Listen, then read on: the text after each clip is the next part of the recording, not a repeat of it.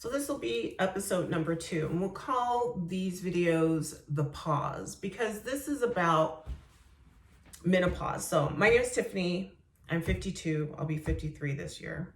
And menopause has been an interesting journey. So I think I figured out what it's about. And I call, there's menopause for women, there's menopause, because men, their testosterone drops and they have changes, right? So menopause and menopause, but we all go through this pause in life. And I was thinking the other day, you kind of take 3 paths in life. You take one of the 3. Sometimes you jump around, but for the most part, you take 3 paths. So one is the hard way. Some people choose the hard way in life, and that usually involves like criminal activity or lying, cheating, stealing, whatever it is, and it's the end justifies the means. And that usually doesn't work out too well for them. Eventually, things go terribly, terribly wrong. Then there are people who take the safe way, the safe road, and that road is focused on consistency and predictability. So instead of becoming an artist, you become a lawyer or a doctor or a nurse or, something, your parents are like, being an artist is going to be so unpredictable with your income.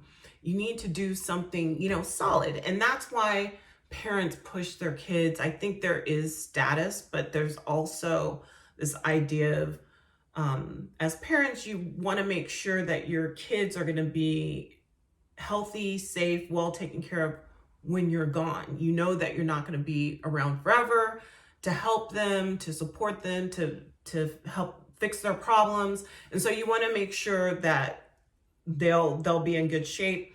And so this idea of you need to take the safe road, to make sure that there won't be times when you'll be in need, especially if I'm not around.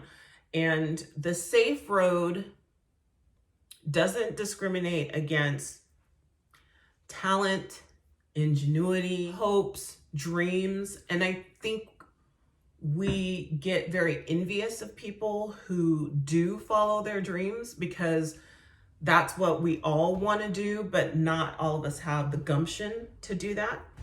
And we just kind of are in amazement by people who, follow their dreams, especially when they do so early in life, when they're teenagers or when they're in their 20s, and you think, wow, that's amazing. But for those who take the safe road, it's always about making sure that there's enough. You go to work every day and it has nothing to do with your hopes and dreams. It has to do with financial security. Now, if you're lucky, again, you can make really good money and have a lot of financial security on the safe road. But something that happens is you can have this feeling of not feeling fulfilled or not being happy. There's something, you feel like there's something missing. And I went through that a lot during kind of the pause. And then there's the third road. The third road is the road less traveled. And those are just filled with people's hopes and dreams. Think of musicians and writers and creative people who follow their passions in life. And they really believe in their talents and their skills. And they do it because that's what they love to do. And I think that we can be very envious of these people because they seem so free, free and happy. And I think they're a bit divergent, not in the clinical sense, but they're just kind of nonconformists. And divergent people make life interesting. And they bring the color and they bring the flavor. And life is in full, beautiful color for them. And they kind of emanate that wherever they go. And we kind of, in our gray life, clocking in and clocking out, driving, commuting, we see these people and we get so envious of them. And so, like I was saying, during the pause, whether you're in menopause or menopause, you kind of, if you have that feeling of something's missing, what I've come to know in my journey is that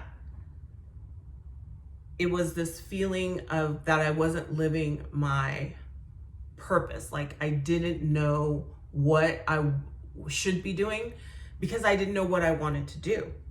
So kind of a brief overview, the last 12 years, my mom died. It was the three of us, my mom, my sister, and myself growing up.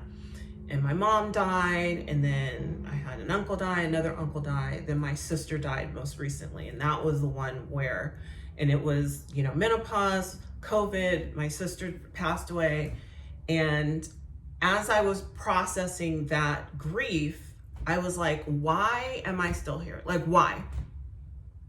For a while, I thought I was going to die early because my sister died at the age of 54. So I'll be 53 years old, and my mom died at 64. So I if I only have, another 10, 15 years left, for some reason I thought I was going to die early.